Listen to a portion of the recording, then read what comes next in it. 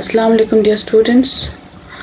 From last few days we were discussing about the various endocrine glands, and today we will discuss more about these endocrine glands, and one among them is thyroid gland. Thyroid gland, इसके बारे में हमने last class में भी थोड़ा discuss किया था. It's a gland which is situated in the neck region. Thyroid gland जो है ये अटैच होता है विंड पाइप से हमारी बॉडी में, और थायराइड ग्लैंड हार्मोन्स को बनाता है हमारी बॉडी में, जिनको हम थायराइड हार्मोन्स बोलते हैं. ठीक है, ये थायराइड ग्लैंड जो है काफ़ी विस्क्यूलर ग्लैंड है. इसका वेट ऑलमोस्ट 25 ग्राम्स है. और ये जो थायराइड ग्लैंड है इसके 2 लोब्स हैं, और ये विंड पाइप से जुड़ा हुआ होता है. और ये जो लोब्स हैं आर रफली कोन शेप्ड और 5 सेंटीमीटर लॉन्ग हैं दोनों लोब्स, एक राइट साइड में एक लेफ्ट साइड में, और इनकी विड्थ जो है that's about 3 centimetre. So this is the structure of thyroid gland. ये थायराइड ग्लैंड है, इसका राइट लोब है, लेफ्ट लोब, ये राइट लोब है, ये लेफ्ट लोब है, यहाँ से ट्रैक किया है. ठीक है, सो ये थायराइड ग्लैंड हमारे नेक रीजन में पाया जाता है. थायराइड हार्मोन जो है वो है एक तो थायरोक्सिन एंड आयोडोथायरोनिन. आयोडीन जो है it is essential for the formation of thyroid hormones.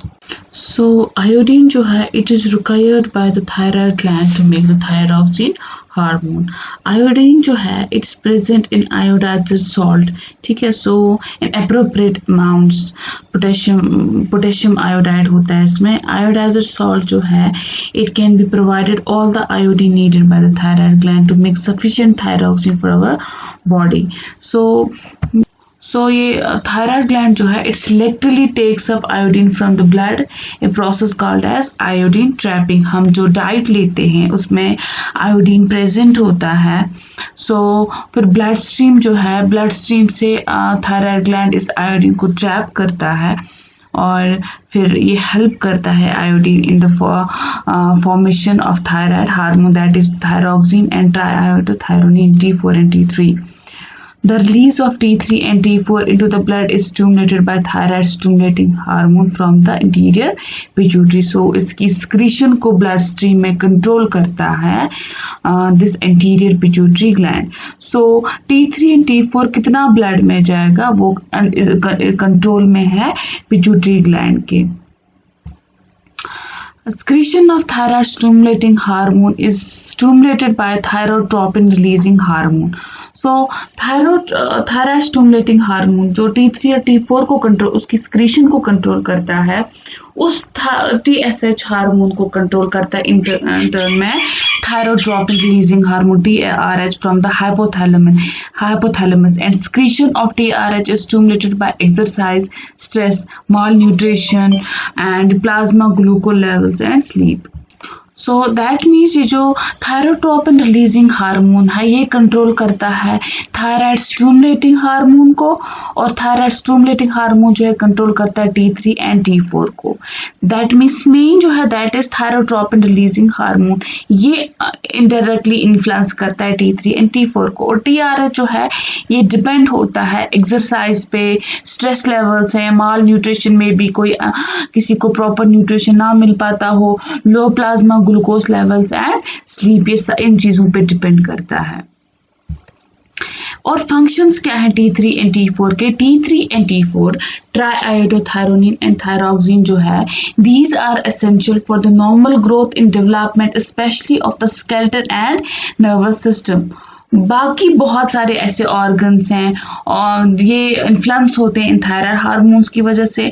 Physiological effects T3 और T4 के हार्ट पे हैं, स्केलेटल मसल्स पे हैं, स्किन है, डाइजेस्टिव सिस्टम है, रिप्रोडक्टिव सिस्टम है, और more evident when there is under activity और over activity of the thyroid and can be profound in childhood. So इसकी ओवर एक्टिविटी भी नहीं होनी चाहिए और अंडर एक्टिविटी भी नहीं होनी चाहिए. अगर अंडर एक्टिविटी एक्टिविटी होगी that means it is hypothyroidism, अगर इसकी ओवर एक्टिविटी होगी दैट मीन्स की वजह से हाइपरथायरॉयडिज्म होगा। ये डिजीज उसके काफ़ी ज़्यादा इफेक्ट्स है on the reproductive system, heart है, डाइजेस्टिव सिस्टम है। सो T3 and T4 जो है these are the very important hormones for the normal functioning of the body. Next जो है दैट इज कैल्सिटोनिन। ये हार्मोन है, it is secreted by the parafollicular or C cells in the thyroid gland. Thyroid gland जो है इसमें एक किस्म के सेल्स हैं जिनको हम सी सेल्स बोलते हैं। वो सी सेल्स इस कैल्सिटोनिन को सिक्रेट करते हैं। कैल्सिटोनिन जो है it lovers raised blood calcium levels. So calcitonin का फंक्शन है ये ब्लड में कैल्शियम लेवल्स को बैलेंस करता है, मैनेज करता है। It does this by acting on bone cells promoting the storage of calcium. So ये कैसे करता है कैल्शियम लेवल को ब्लड में कंट्रोल? ये बून सेल्स के पास जाता है, ये बून सेल्स को प्रमोट करता है ताकि वो ज्यादा से ज्यादा कैल्शियम अपने अंदर स्टोर कर पाए। बून्स ताकि ज्यादा से ज्यादा कैल्शियम ब्लड से कैच करके अपने अंदर एब्जॉर्ब कर पाए, और kidney tubules inhibiting the reabsorption of calcium. जो हमने लाइफ प्रोसेस में पढ़ा है कि कैसे ट्यूब्यूल्स में, किडनीज में जब एक्सक्रीशन के टाइम पे किडनीज के जो 2 ट्यूब्यूल्स हैं उनमें सिलेक्टिव रीअब्जॉर्प्शन होती है, मतलब जो साल्ट्स वगैरह हैं, वाटर है, वो वापस ब्लड में रीअब्जॉर्ब होते हैं। सो वहां पे भी इसकी रीअब्जॉर्प्शन जो है इसी कैल्सिटोनिन की वजह से होती है। सो कैल्सिटोनिन जो है it regulates the levels of calcium in the blood stream, और release of calcitonin is stimulated by increased blood calcium level. जैसे ही ब्लड में कैल्शियम लेवल्स इंक्रीज होते हैं उसकी वजह से कैल्सिटोनिन, वैसे ही सी सेल्स जो है थायराइड ग्लैंड में वहां से कैल्सिटोनिन सिक्रीट होना शुरू होता है, और ये कैल्शियम जो है उसकी बैलेंस को मेंटेन करता है into the blood stream. And the next one is parathyroid gland. There are 4 small parathyroid gland, each weighing around 50 grams. ये जो थायराइड ग्लैंड्स हैं these are embedded into the thyroid gland.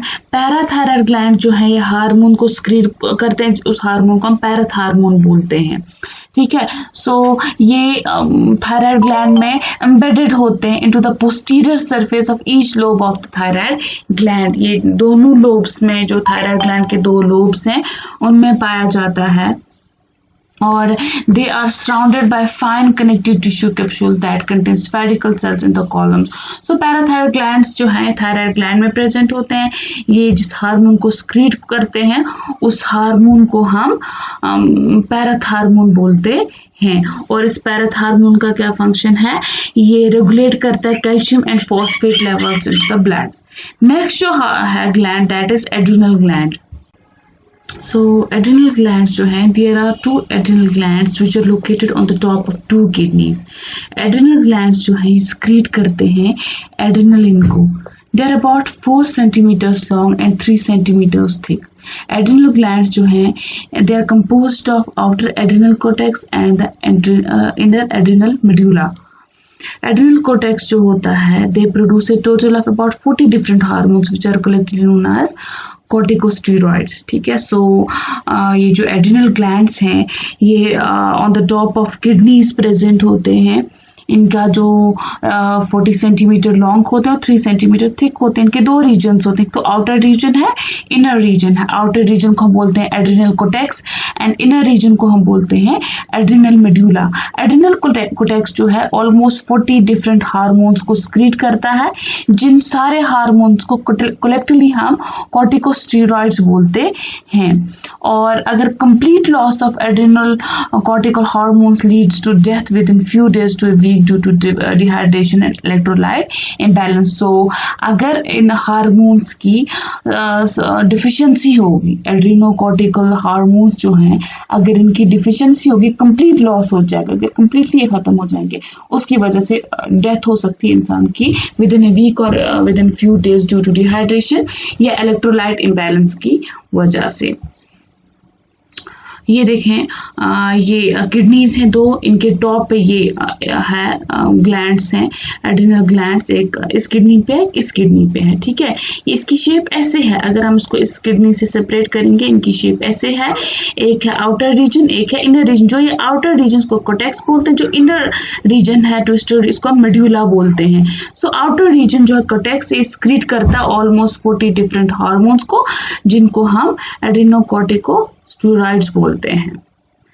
So the glands are composed of two parts which have different structures and functions.